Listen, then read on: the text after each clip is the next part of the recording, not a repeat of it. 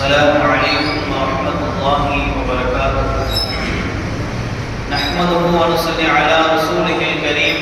أما بعد فقد قال الله تعالى في القرآن العظيم وفي الفرقان المجيد بعد أعوذ بالله من الشيطان الرجيم بفضل بسم الله الرحمن الرحيم. قال ما منعك ألا تسجد إذ أمرتك قال أنا خير منك خلقتني من نار وخلقته من طين. صدق الله مولانا العظيم. புகழும் புகழ்ச்சியும் ஏக இறைவனாகிய அல்லாஹ்விற்கே உரித்தாகட்டுமாக. அவனுடைய சலாமும் சமாதானமும் கண்மணி நாயகம் ரசூலுல்லாஹி ஸல்லல்லாஹு அலைஹி வஸல்லம் அன்னவர்களின் மீதும் அன்னவர்களின் அடிச்சுவற்றினை பின்பற்றி வாழ்ந்து மறைந்த உத்தம சத்திய சஹாபாக்கள், தாபிஈன்கள், தபஅ தாபிஈன்கள், நாதாக்கள், ஷுஹதாக்கள், சாலிஹீன்கள் இன்னும் நம் அனைவர் மீதும் என்றென்றும் நின்று நலவட்டுமாக. ஆமீன். கண்ணியத்திற்குரியவர்களே, அல்லாஹ் சுப்ஹானஹு வ தஆலாவுடைய மாபெரும் கிருபையினால் 7வது நாளுடைய தராவீஹ் தொழுகை தொழுதுவிட்டு இங்கு அமரக்கூடிய தௌஃபீக்கினை கொடுத்திருக்கின்றான். அல்லாஹ் சுப்ஹானஹு வ தஆலாவுடைய பரிசுத்த குர்ஆனில் இருந்து வரக்கூடிய ஒரு அத்தியாயம் சூரத்துல் அஅராஃப் என்ற அந்த சூராவை நேற்று ஆரம்பித்து இன்று முடிக்கப்பட்டிருக்கிறது. அல்ஹம்துலில்லாஹ். அல்லாஹ் இந்த ஆயத்தில், இந்த சூராவில் பல விஷயங்களை பெரும் பெரும் சம்பவமாக சொல்லி காட்டுகிறார். நபி மூசா அலைஹிஸ்ஸலாத்து வஸ்ஸலாம் அவர்கள் ஃபிரௌனிடம் சென்று அல்லாஹ்வுடைய தஅவத் பணி எத்தி வைத்த அந்த சம்பவத்தை முழுவதும் இந்த வசனத்தில் சொல்லி காட்டுகிறார். இதை விடவும் முக்கியமான ஒரு சம்பவம் இதே சூறாவில் அவர் சொல்லி காட்டுகிறார். ஒருவன் ஒரு பாவமான செயல் செய்தான். அவன் மிகப்பெரிய வணக்கசாலி, மிகப்பெரிய ஒரு ஆலிம். ஆனால் ஒரு பாவம் செய்ததின் காரணமாக அவனை முற்றிலுமாக அல்லாஹ் துரத்தி அடித்தான் என்ற அந்த சம்பவத்தையும் இந்த சூறாவில் தெளிவாக சொல்லி காட்டுகிறார். அல்லாஹ் சுப்ஹானஹு வ தஆலா நபி ஆதம் அலைஹிஸ்ஸலாத்து வஸ்ஸலாம் அவர்களை படைத்து விட்டு மலக்குமார்கள் அனைவரையும் சுஜதா செய்ய ஏவினார். எல்லா மலக்குமார்களும் சுஜதா செய்தார்கள். ஆனால் இல்லா இப்லீஸை தவிர என்ற இந்த ஆயத் அல்லாஹ் சுப்ஹானஹு வ தஆலா 2-3 இடங்களில் சொல்லி காட்டுகிறான், வேற வேற இடங்களில். அந்த வகையில் இந்த வசனத்திலும் கூட, இந்த சூறாவிலும் கூட அல்லாஹ் சுப்ஹானஹு வ தஆலா மலக்குமார்களை ஆதம் அலைஹிஸ்ஸலாத்து வஸ்ஸலாம் அவர்கள் சுஜதா செய்ய நான் ஏவினேன். ஆனால் இல்லா இப்லீஸை தவிர வேற எல்லோரும் சுஜதா செய்தார்கள் என்பதாக அல்லாஹ் சுப்ஹானஹு வ தஆலா சொல்லிவிட்டு அதற்கு பிறகு நடந்த சம்பவத்தை இந்த சூறாவில் அல்லாஹ் சொல்லி காட்டுகிறார். அல்லாஹ் சுப்ஹானஹு வ தஆலா இப்லீஸிடம் கேட்கிறான், قال ما منعك الا تسجد اذا امرتك. நான் உன்னை சுஜதா செய்ய ஏவினேன், உன்னை அதிலிருந்து தடுத்தது எது என்பதாக இப்லீஸிடம் அல்லாஹ் சுப்ஹானஹு வ தஆலா கேள்வி கேட்கிறான். அதற்கு இப்லீஸ் சொன்ன வார்த்தை, قال انا خير من. நான் அவரை விடவும் சிறந்தவன். ஆதம் அலைஹிஸ்ஸலாத்து வஸ்ஸலாம் அவர்களை விடவும் நான் தான் சிறந்தவன், நான் தான் பெரியவன் என்று சொல்லி காட்டினான். அதனை தொடர்ந்து இப்லீஸ் சொன்ன வார்த்தை, خلقتني من نار. நான் நெருப்பால் படைக்கப்பட்டவன். وخلقته من طين. அவரோ ஆதம் அலைஹிஸ்ஸலாத்து வஸ்ஸலாம் அவர்களோ மண்ணால் படைக்கப்பட்டவர்கள். அவரை விட நான் தான் சிறந்தவன், நான் நெருப்பு என்பதை பெருமை எடுத்து சொன்னான் அல்லாஹ்விடத்தில். இந்த ஒரே ஒரு காரணம் தான் அல்லாஹ்விற்கு மிகவும் வெறுப்பாக போனது. அல்லாஹ் இந்த செயலை வெறுத்தான். அதன் காரணமாக இப்லீஸை சொர்க்கத்தை விட்டு வெளியேற்றப்பட்டான். இப்லீஸ் எந்த அளவுக்கு வணக்கசாலி, வரலாறுகளில் சொல்லுவார்கள், அவன் இந்த உலகத்தில் சஜதா செய்யாத இடமே கிடையாது. எவ்வளவு பெரிய ஒரு ஆலிம் என்று சொன்னால், மலக்குமார்களுக்கெல்லாம் உஸ்தாத், மலக்குமார்களுக்கெல்லாம் ஹஸ்ரத் அவன்தான் இப்லீஸ். இந்த அளவிற்கு உயர்ந்தவன். ஆனால் ஒரே ஒரு காரணத்தினால் மிகவும் தாழ்த்தப்பட்டவனாக மாறிவிட்டான். என்ன ஒரு பாவமான செயல் என்று சொன்னால் பெருமை கொள்வது. நாம் எவ்வளவு பதவியில் இருந்தாலும், எவ்வளவு பெரிய செல்வந்தனாக இருந்தாலும் நாம் அகம்பாவம் கொள்ளக்கூடாது, பெருமை அடிக்கக்கூடாது என்பதைத்தான் அல்லாஹ் சுப்ஹானஹு வ தஆலா மிகவும் தெள்ள தெளிவாக சொல்லி காட்டுகிறான்.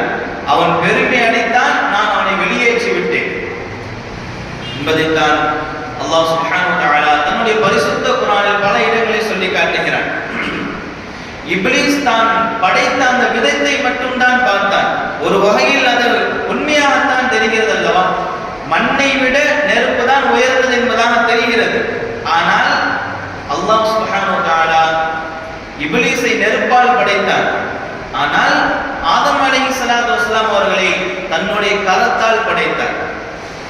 தன்னுடைய கரத்தால் படைத்த படைப்பிற்கு முன் எதுவும் சிறந்தது கிடையாது, எதுவும் பெரியது கிடையாது என்பதை உணர்த்துவதற்காக வேண்டிதான் மலக்குமார்களை சிஜ்தா செய்ய ஏவினான். அதனை முற்றிலும் தடுத்து கொண்டவன் இப்லீஸ். தனக்குத்தானே தீங்கிழைத்துக் கொண்டவன் தான் இப்லீஸ். இப்லீஸை பற்றி இப்னு அப்பாஸ் ரலியல்லாஹு அன்ஹு சொன்னார்கள், இந்த உலகத்தில் முதலாக அல்லாஹ்வுடைய விஷயத்தில் கியாஸ் எடுத்து, அதாவது சட்டம் எடுத்து தனக்குத்தானே தீங்கிழைத்துக் கொண்டவன் இப்லீஸ் மட்டும்தான்.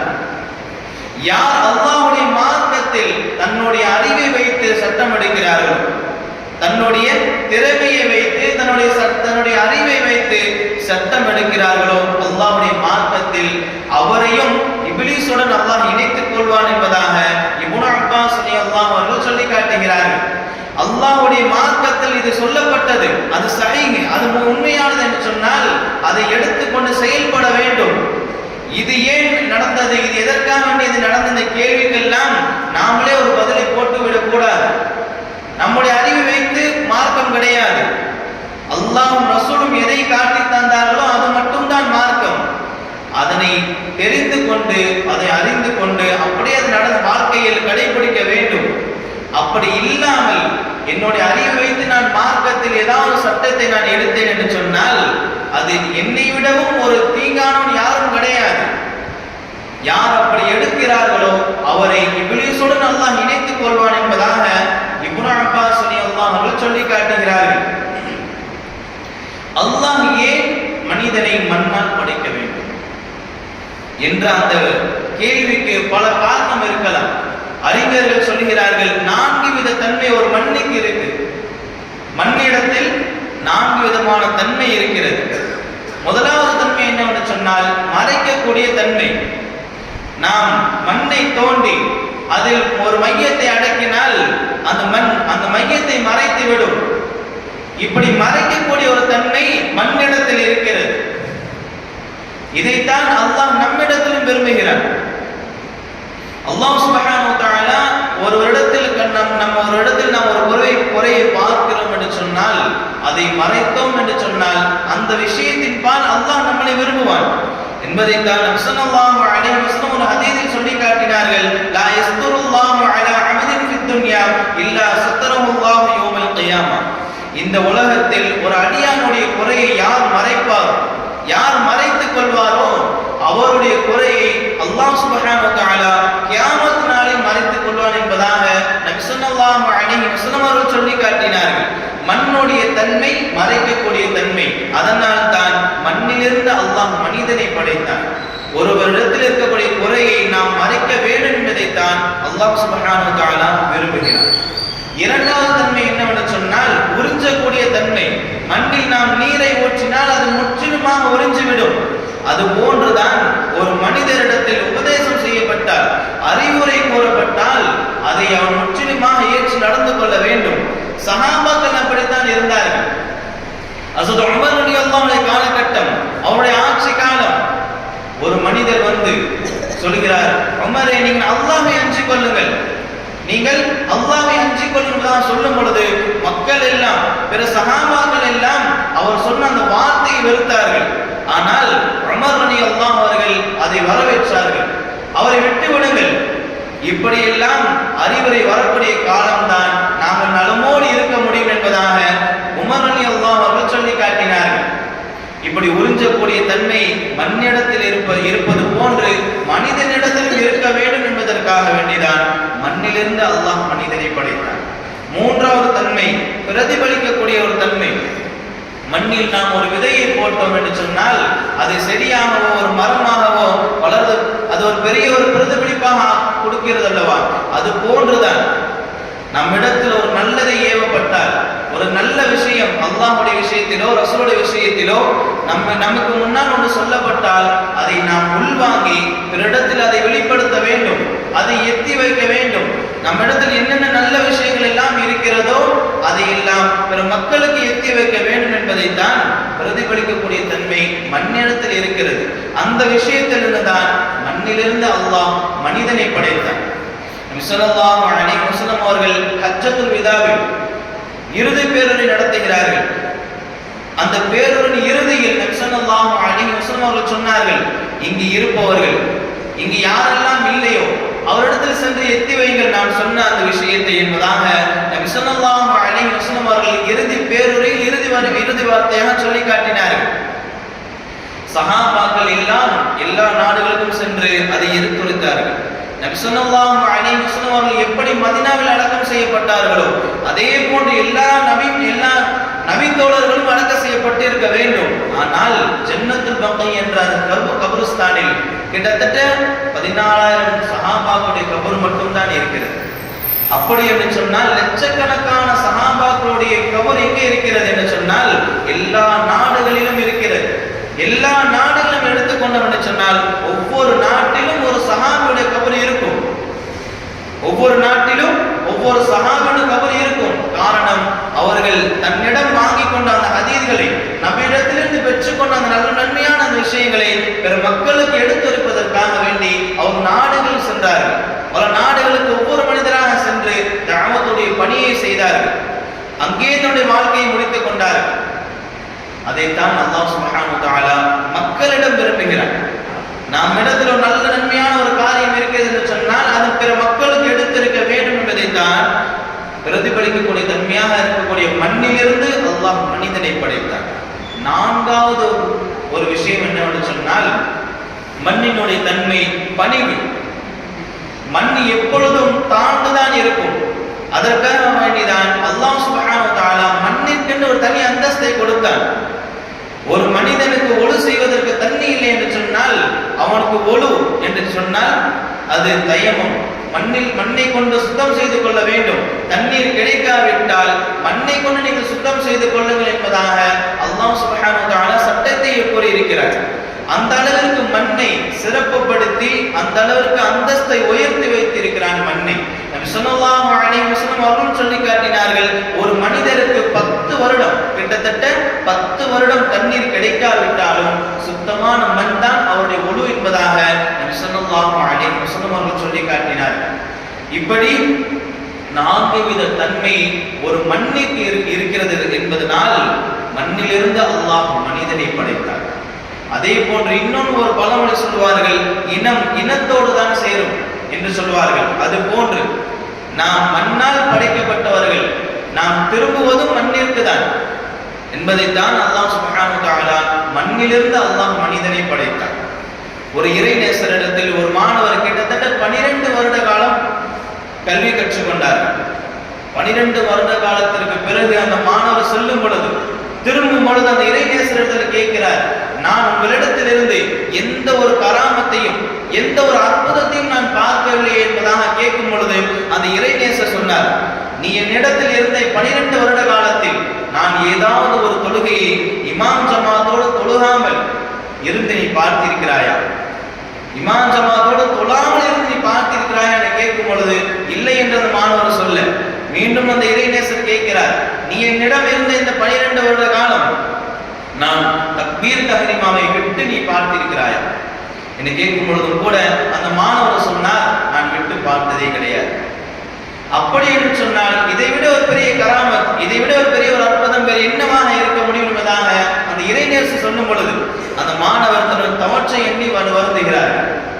பிறகு சொல்லுகிறார், நான் ஊருக்கு செல்ல வேண்டும், திரும்பி எப்பொழுது வரட்டும் என்பதாக கேட்கும் பொழுது அந்த இறைநேசர் சொன்னார், நான் மௌத்தானதற்கு பிறகு வா, நான் இறந்ததற்கு பிறகு வா என்று சொல்லும் பொழுது அந்த மாணவர் சொன்னார், நீங்கள் இறந்து விட்டதற்கு பிறகு எனக்கு என்ன பிரயோஜனம் இங்கே வந்து என்று சொல்லும் பொழுது அந்த இறைநேசர் சொன்ன வார்த்தை, நான் இறந்து விட்ட பிறகு என்று சொன்னதை என்னை சொல்லவில்லை, நான் என்ற அகம்பாவம் இறந்து விட்ட பிறகு, நான் என்ற அந்த அகம்பாவம் இறந்து விட்ட பிறகு எப்போது அந்த நான் என்ற அகம்பாவம் உன்னிடத்தில் மரண எப்போது இல்லாமல் விடுமோ அந்த நேரத்திலிருந்து நீ என்னிடத்தில் வா என்று அந்த இறைநேசர் சொன்னார்கள். இப்படி பணிவாக இருப்பது, இந்த 4 தன்மையில் 4வது தன்மை பணிவு. அதை அல்லாஹ் மிகவும் விரும்புகிறான் மக்களிடத்தில். அது நம்மிடத்தில் இருக்கிறதா அல்லது இல்லையா என்பதை நமக்கு நாமே நாம் கேள்வி கேட்டுக் கொள்ள வேண்டும். ஏனென்று சொன்னால் அல்லாஹ் சுப்ஹானஹு வ தஆலா கடுமையாக தண்டிக்கிறான் பெருமையாக இருப்பவர்களை, பெருமை அளிப்பவர்களை, அகம்பாவம் கொள்பவர்களை, ஆணவம் கொள்பவர்களை, கர்வம் கொண்டு செயல்படுவர்களை எல்லாம் அல்லாஹ் சுப்ஹானஹு வ தஆலா மிகவும் வெறுக்கிறான். வரலாற்றில் பெருமை அளித்தவர்கள் எல்லாம் என்ன ஆனார்கள்? எல்லாம் அழிந்துதான் போனார்கள். நபி இப்ராஹிம் அலைஹிஸ்ஸலாத்து வஸ்ஸலாம் காலத்தில் நம்ரூத் மன்னன் தன்னை கடவுள், நான் தான் இறைவன் சொல்லிக் கொண்டான். அவனுடைய இறுதி நிலை என்ன ஆனது? ஒரு அற்ப கொசுவின் மூலமாக நம்ரூத் என்ற மண்ணை அல்லாஹ் அழித்தான். மூசா அலைஹிஸ்ஸலாத்து வஸ்ஸலாம் காலத்தில் ஃபிரௌன் எந்த அளவுக்கு கொடுங்கோலாட்சி. அவன் சொன்னான், நான் ரப்புக்குமுல் அஅலா, நான் தான் இறைவனுக்கெல்லாம் பெரிய இறைவன் என்று சொல்லி தனக்குத்தானே பெருமை அடித்துக் கொண்டான். இறுதி நிலை என்ன ஆயிற்று? ஃபிரௌனையும் அவனுடைய படைகளையும் அல்லாஹ் கடலில் மூழ்கடிக்க செய்தார். மூழ்கடிக்க செய்துவிட்டு அல்லாஹ் என்ன சொல்கிறான் சொன்னால், தன்னுடைய பரிசுத்த குர்ஆன் அதையும் தெளிவாக சொல்கிறான். இந்த ஃபிரௌனை, இந்த மக்கள் எல்லாம் படிப்பினை பெறுவதற்காக வேண்டி நான் பாதுகாத்து வைத்தேன் என்பதாகவும் அல்லாஹ் சுப்ஹானஹு வ தஆலா தன்னுடைய பரிசுத்த வேதத்தில் தெரிவித்து காட்டுகிறார். மூசா அலைஹிஸ்ஸலாத்து வஸ்ஸலாம் அவருடைய காலத்தில் காரூன் என்ற அந்த செல்வந்தன், அவனுடைய கசானாவுடைய அந்த சாவியை சுமப்பதற்கு பல ஆயிரம் ஒட்டகங்கள் இருக்கும். ஆனால் இந்த செல்வங்கள் எல்லாம், இந்த தங்கம் வெள்ளி எல்லாம் என்னுடைய திறமையால், என்னுடைய கல்வியால், என்னுடைய அறிவினால் வந்தது என்பதாக அகம்பாவம் கொண்டு தெரிந்தான் காரூன். அதனை தொடுத்து காரனுடைய அழிவு எப்படியானது? பூமிக்குள் சரிவாங்கப்பட்டான். வரலாற்றில் இந்த அளவுக்கு எழுதுவார்கள், அவன் இன்னும் சரிவாங்கிக் கொண்டே இருக்கிறான், இன்னும் பூமியோட அடியில் சென்று கொண்டுதான் இருக்கிறான். கியாமத் நாள் வரையும் காரூன் பூமியில் சரிவாங்கப்பட்டு கொண்டேதான் இருப்பான் என்பதாக வரலாறுகளில் எழுதுகிறார்கள். இப்படி வரலாற்றில் பெருமை அளித்தவர்கள், அகம்பாவம் கொண்டு தெரிந்தவர்கள் எல்லாம் அல்லாஹ் அளித்ததாகத்தான் வைத்திருக்கிறானே தவிர அல்லாஹ் உயர்த்தினான், அல்லாஹ் சொர்க்கத்தை கொடுத்தான், அல்லாஹ் நரகத்தை விட்டு பாதுகாத்தான் என்பதாக எந்த ஒரு வரலாற்றையும் பார்க்க முடியாது. ஏனென்று சொன்னால் அல்லாஹ் அதை வெறுக்கிறார். வெறுப்பதை அல்லாஹ் பல இடங்களில் சொல்லி காட்டுகிறான். ஒரு இடத்தில் அல்லாஹ் சொல்லக்கூடிய வார்த்தை, இன்னஹு லா யுஹிப்புல் முஸ்தக்பிரீன், அகம்பாவம் கொண்டு பெருமை அளிப்பவர்களை அல்லாஹ் ஒருபோதும் நேசிப்பதில்லை என்பதாக சொல்லுகிறார். லுக்மான் அலைஹிஸ்ஸலாத்து வஸ்ஸலாம் தன்னுடைய மகனுக்கு அறிவுரை கூறினார்கள், தன்னுடைய மகனுக்கு உபதேசம் செய்தார்கள். அந்த உபதேசம் செய்த அந்த வார்த்தையை அல்லாஹ் சுப்ஹானஹு வ தஆலா தன்னுடைய பரிசுத்த குர்ஆனில் தெளிவாக எழுதுகிறார், தெளிவாக பதிவு செய்திருக்கிறார். லுக்மான் அலைஹிஸ்ஸலாத்து வஸ்ஸலாம் அவர்கள் தன்னுடைய மகனுக்கு அறிவுரை நிகழ்த்தினார்கள். அவர்கள் சொன்னார்கள், வலா துஸ்ஸஇர் ஹத்தக லின்னாஸ், நீ மக்களிடத்தில் பெருமையோடு திரும்பிக் கொள்ளாதே, உன்னுடைய முகத்தை பெருமையோடு திரும்பிக் கொள்ளாதே. வலா தம்ஷி ஃபில் அர்தி மரஹா, பூமியில் பெருமையோடு நடந்து கொள்ளாதே, நீ நடந்தால் பூமியில் பெருமையோடு நடக்காதே என்று சொல்லிவிட்டு லுக்மான் அலைஹிஸ்ஸலாத்து வஸ்ஸலாம் அவர்கள் அல்லாஹ்வை பற்றி சொல்கிறார்கள், இன்னல்லாஹ லா யுஹிப்பு குல்ல முஹ்தாலின் ஃபഖூர், அகம்பாவம் கொண்டவர்களையும் ஆணவம் கொண்டவர்களையும் அல்லாஹ் ஒருபோதும் நேசிப்பதில்லை என்பதாக லுக்மான் அலைஹிஸ்ஸலாத்து வஸ்ஸலாம் அவர்கள் தன்னுடைய மகனிடத்தில் கூறிய அந்த உபதேசத்தை தன்னுடைய குர்ஆனில் அல்லாஹ் தெரிவித்து காட்டுகிறார். இன்னொரு இடத்திலும் அல்லாஹ் சொல்லக்கூடிய வார்த்தை, இன்னல்லாஹ லா யுஹிப்பு மன் கான முஹ்தானன் ஃபഖூரா, ஆணவம் கொண்டு, அகப்பெருமை கொண்டு, கர்வம் கொண்டு இருப்பவர்களை அல்லாஹ் ஒருபோதும் நேசிப்பது கிடையாது என்பதாக அல்லாஹ் சுப்ஹானஹு வ தஆலா தன்னுடைய பரிசுத்த வேதத்தில் சொல்லி காட்டிவிட்டார். இப்படி எல்லா வகையிலும் பெருமை அடித்தோம் என்று சொன்னால் அல்லாஹ் வெறுக்கிறேன் என்றுதான் எல்லா வகையும் சொல்லி காட்டுகிறார். நபி ஸல்லல்லாஹு அலைஹி வஸல்லம் அவர்களும் கூட இந்த பெருமை அடிப்பதை பற்றி, பெருமை அடித்தால் என்ன நடக்கும், என்ன தண்டனை, அல்லாஹ்விடத்தில் என்ன தண்டனை என்பதை எல்லாம் பல ஹதீஸ்களில் சொல்லி காட்டினார்கள். ஒரு தடவை சொன்னார்கள், ஹஸரத் அபூ ஹுரைரா রাদিয়াল্লাহு அன்ஹு கூறிய ஒரு ஹதீஸ், நபி ஸல்லல்லாஹு அலைஹி வஸல்லம் அவர்கள் சொன்னார்கள், நாளை மறுமையில் 3 மனிதரிடத்தில் அல்லாஹ் பார்க்கவும் மாட்டான், பேசவும் மாட்டான், அவரை தூய்மைப்படுத்தவும் மாட்டான், அவர்களுக்கு கடுமையான அதாப் வேதனை இருக்கிறது என்பதாக நபி அவர்கள் சொல்லி காட்டினார்கள். யார் அந்த 3 பேர் என்று சொன்னால், ஷைഖுன் ஸானின், விபச்சாரம் செய்யக்கூடிய ஒரு முதியவர். இரண்டாவதாக நபி அவர்கள் சொன்னார்கள், மாலிகுன் மலிகுன் கத்தாப், பொய் பேசக்கூடிய ஒரு அரசன். மூன்றாவதாக நபி ஸல்லல்லாஹு அலைஹி வஸல்லம் அவர்கள் சொன்னார்கள் வஆயிலுன் முஸ்தக்பிருன், பெருமை அளிக்கக்கூடிய ஏழை என்பதாக நபி ஸல்லல்லாஹு அலைஹி வஸல்லம் அவர்கள் சொல்லி காட்டினார்கள்.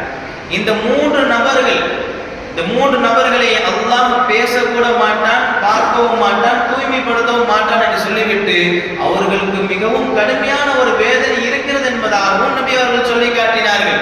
காரணம், அல்லாஹ் பெருமை அளிப்பவர்களை, பெருமையாக இருந்து வாழ்பவர்களை அல்லாஹ் ஒருபோதும் நேசிப்பது கிடையாது. மாறாக அல்லாஹ் மிகவும் வெறுக்கிறான். எதற்காக வேண்டி வெறுக்கிறான் என்று சொன்னால் அதையும் நபி அவர்கள் சொல்லி காட்டுகிறார்கள். ஹஸரத் அபூ ஹுரைரா রাদিয়াল্লাহு அன்ஹு கூறிய ஒரு ஹதீஸ் ஸல்லல்லாஹு அலைஹி வஸல்லம் சொல்லி காட்டினார்கள். அல்லாஹ் சொன்னதாக நபி அவர்கள் சொன்னார்கள், அல்லாஹ் சொன்னான், அல் இஸ்ஸு இஸாரி வல் கிப்ரியாஉ ரிதானி, கண்ணியம் என்னுடைய கீழாடை, பெருமை என்னுடைய மேலாடை. ஃபமன் நாஸஅனி ஃபீஹிமா அத்தபதுஹு, யார் இந்த விஷயத்தில் என்னிடத்தில் போட்டி போடுகிறார்களோ, யார் இந்த விஷயத்தில் என்னிடத்தில் போட்டி போடுகிறார்களோ அவர்களை நான் மிகவும் கடுமையாக தண்டிப்பேன், வேதனை செய்வேன் என்பதாக அல்லாஹ் சுப்ஹானஹு வ தஆலா சொன்னான் என்பதை நபி ஸல்லல்லாஹு அலைஹி வஸல்லம் சொல்லி காட்டினார்கள். தன்னுடைய மேலாடை என்பதாக பெருமையை அல்லாஹ் சொல்லி காட்டுகிறான். தனக்கு மட்டும் சொந்தமானது, தனக்கு மட்டும் உரியது, பிறர் மக்கள் யாரும் அதை சொந்தம் கொண்டாடக்கூடாது. அப்படி கொண்டாடினால் அந்த மனிதர்களை அழித்து விடும் என்பதாகத்தான் அல்லாஹ் சுப்ஹானஹு வ தஆலா பரிசுத்த குர்ஆனில் தெளிவாக சொல்லி காட்டுகிறார். அதே போன்று நபி ஸல்லல்லாஹு அலைஹி வஸல்லம் அவர்கள் ஒரு தடவை சஹாபாக்கள் மத்தியில் உரையாற்றும் பொழுது ஒரு விஷயத்தை சொல்கிறார்கள். நபி ஸல்லல்லாஹு அலைஹி வஸல்லம் அவர்கள் சொன்னார்கள், லா யதுகுலுல் ஜன்னத மன் கான ஃபீ கல்பிஹி மிஸ்தாலு தர்ரத்தின் மின் கிப்ர், யாருடைய உள்ளத்தில் கடுகளவு பெருமை இருக்கிறதோ அந்த மனிதர் சொர்க்கம் நுழைய மாட்டார் என்பதாக சஹாபாக்களுக்கு மத்தியில் நபி ஸல்லல்லாஹு அலைஹி வஸல்லம் அவர்கள் சொல்லி காட்டினார்கள். ஒரு மனிதர் எழுதிட்டு சொன்னார், நபியிடத்தில் கேள்வி கேட்டார். ஒரு மனிதன் தன்னுடைய ஆடையை அழகாக இருக்க வேண்டும் என்று விரும்புகிறான், தன்னுடைய காலணிகள் அதாவது செருப்பு நல்லதாக இருக்க வேண்டும் என்று விரும்புகிறான், அதை அழகாக அணிய வேண்டும் என்று விரும்புகிறான். இது பெருமையாக ஆகுமா? பெருமையோட விஷயத்தில் இது எல்லாம் வருமா என்று கேட்கும் பொழுது நபி ஸல்லல்லாஹு அலைஹி வஸல்லம் அவர்கள் இதுவெல்லாம் பெருமையோட விஷயத்தில் வராது. ஏனென்று சொன்னால் இன்னல்லாஹ ஜமீலுன் யுஹிப்பு ஜமால், அல்லாஹ் சுப்ஹானஹு வ தஆலா அழகானவன், அவன் அழகை விரும்புகிறான் என்பதற்காக வேண்டி இந்த விஷயங்கள் எல்லாம் அழகில், இந்த அழகான விஷயங்கள் எல்லாம் பெருமையோட விஷயத்தில் சேராது. மாறாக அல் கிப்ர், கிப்ர் என்று சொன்னால், பெருமை என்று சொன்னால் எது தெரியுமா என்று கேட்டுவிட்டு நபி ஸல்லல்லாஹு அலைஹி வஸல்லம் அவர்கள் சொன்னார்கள், சத்தியத்தை மறுப்பது. அதே போன்று மனிதர்களை, மக்களை இழிவாக, அவர்களை கேவலமாக எண்ணுவதுதான் பெருமை என்பதாக நபி ஸல்லல்லாஹு அலைஹி வஸல்லம் அவர்கள் சொல்லி காட்டினார்கள். ஆம், உண்மையில் அதுதான் பெருமை என்று சொன்னால் தான் தான் உயர்ந்தவன், பிற மக்கள் எல்லாம் தாழ்ந்தவர்கள் என்பதை உணர்த்துவதுதான் பெருமை. அது அல்லாஹ்வுக்கு மட்டுமே உரித்தானது, வேறு யாருக்கும் அது சொந்தம் கிடையாது என்பதைத்தான் நபி ஸல்லல்லாஹு அலைஹி வஸல்லம் அவர்கள் தெளிவாக சொல்லி காட்டினார்கள். இந்த பெருமை கடுகளவு ஒரு மனிதனிடத்தில் இருந்தால் அவன் சொர்க்கமே நுழைய முடியாது. அல்லாஹ் பாதுகாக்க வேண்டும். நபி ஸல்லல்லாஹு அலைஹி வஸல்லம் அவர்கள் ஏற்றத்தாழ்வுகளை எல்லாம் தகர்த்தெறிந்தார்கள். முதாதி அந்த கால பழக்க வழக்கங்களை எல்லாம் தகர்த்தெறிந்தார்கள். நபி அவர்கள் சொன்னார்கள், ஒரு அரபி அல்லாதவரை விட சிறந்தவர் அல்ல, ஒரு அரபி அல்லாதவர் அரபியரை விட சிறந்தவர் அல்ல, ஒரு கருப்பர் வெள்ளையரை விட சிறந்தவர் அல்ல, ஒரு வெள்ளையர் கருப்பரை விட சிறந்தவர் அல்ல. ஆனால் இல்லா பித்தக்வா, தக்வாவை தவிர எதுவும் அவரை உயர்த்தாது என்பதாக நபி ஸல்லல்லாஹு அலைஹி வஸல்லம் அவர்கள் சொல்லி காட்டினார்கள் என்று சொன்னால் நாம் யோசிக்க வேண்டும், இந்த பணிவு நம்மிடத்தில் இருக்கிறதா அல்லது பெருமை நம்மிடத்தில் இருக்கிறதா என்றுதான் நாம் யோசிக்க வேண்டும். பெருமை எப்பொழுது நம்மிடத்தில் இல்லாமல் போகுமோ அப்போதுதான் நம்மிடத்தில் பணிவு என்ற அந்த குணம் இருக்கும்.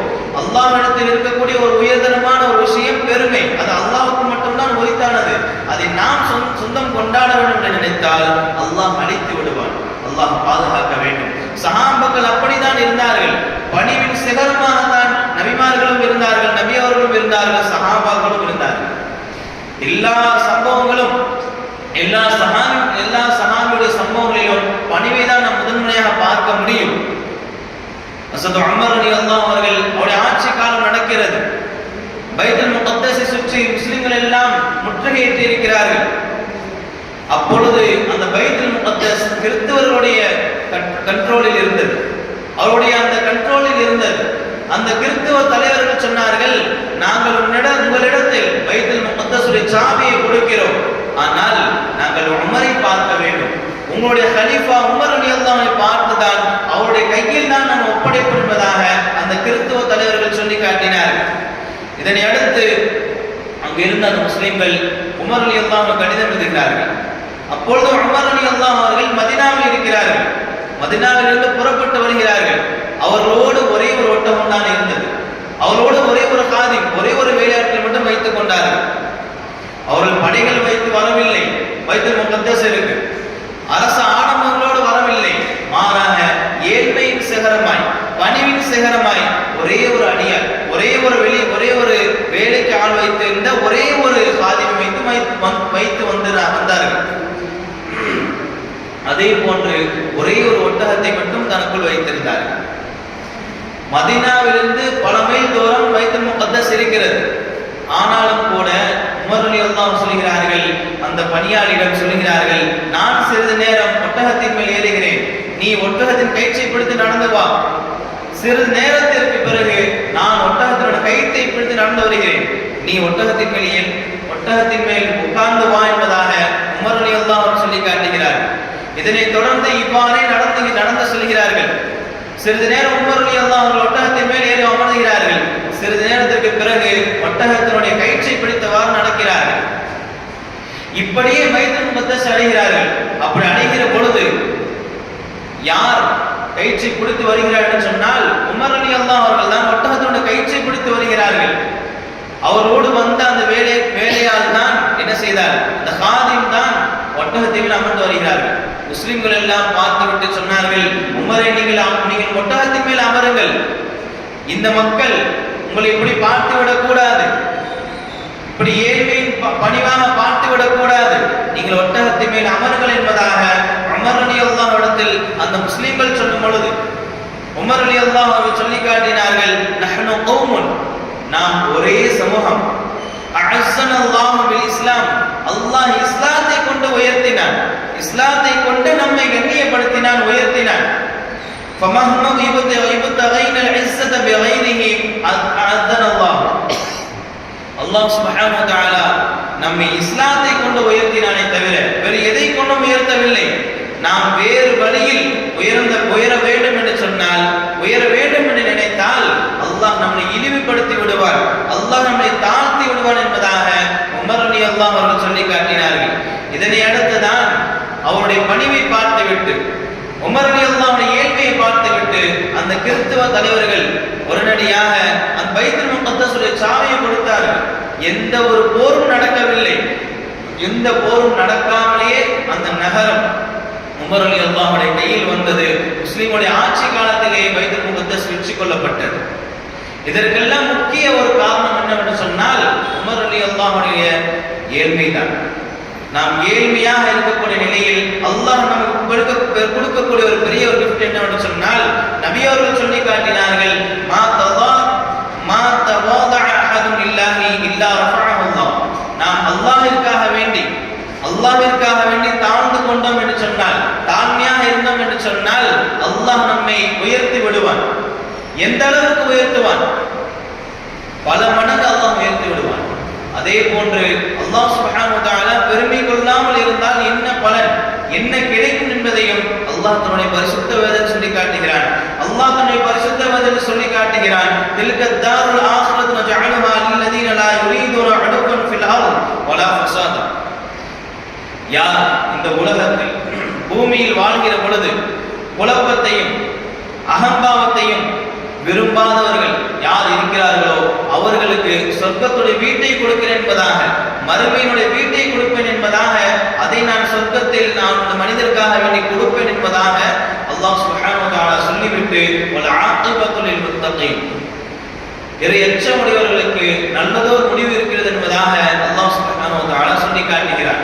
நாம் பெருமை கொள்ளாமல், அகம்பாவம் கொள்ளாமல், கர்வம் கொள்ளாமல் இருந்தோம் என்று சொன்னால் நமக்கு சொர்க்கம் கிடைக்கும். அதே போன்று அந்த முடிவு நல்லதோர் முடிவாக இருக்கும். நாம் மரணிக்கக்கூடிய அந்த வேளையில் நல்லதொரு முடிவாக இருக்கும் என்பதைத்தான் அல்லாஹ் சுப்ஹானஹு வ தஆலா வல் ஆகிபத்து லில் முத்தகீன் என்பதாக அல்லாஹ் சுப்ஹானஹு வ தஆலா சொல்லி காட்டுகிறான். அந்த வகையில் பெருமை என்பது அல்லாஹ்வுடைய ஆணை. அதில் சொந்தம் கொண்டாடுவதற்கு யாருக்கும் தகுதி கிடையாது. அல்லாஹ் சுப்ஹானஹு வ தஆலா பெருமை இல்லாமல் வாழக்கூடிய தௌஃபீக்கினை கொடுத்து தந்தல் புரிவானாக. நல்லதோர் வாழ்க்கையை நான் பெருமையில் இருக்கக்கூடிய தௌஃபீக்கினை நம் அனைவருக்கும் தந்தல் புரிவானாக. வாஹிரு தஅவானா அல்ஹம்துலில்லாஹி ரப்பில் ஆலமீன். அஸ்ஸலாமு அலைக்கும் வ ரஹ்மத்துல்லாஹி வ பரகாத்துஹு. சுப்ஹானல்லாஹி வ பிஹம்திஹி சுப்ஹானக்கல்லாஹும்ம வ பிஹம்திக அஷ்ஹது அன் லா இலாஹா இல்லா அன்த அஸ்தக்ஃபிருக வ அத்தூபு இலைஹி. ஆமீன். சுப்ஹான ரப்பிக ரப்பில் இஸ்ஸத்தி அம்மா யசிஃபூன் வ ஸலாமுன் அலல் முர்ஸலீன் வல்ஹம்துலில்லாஹ்.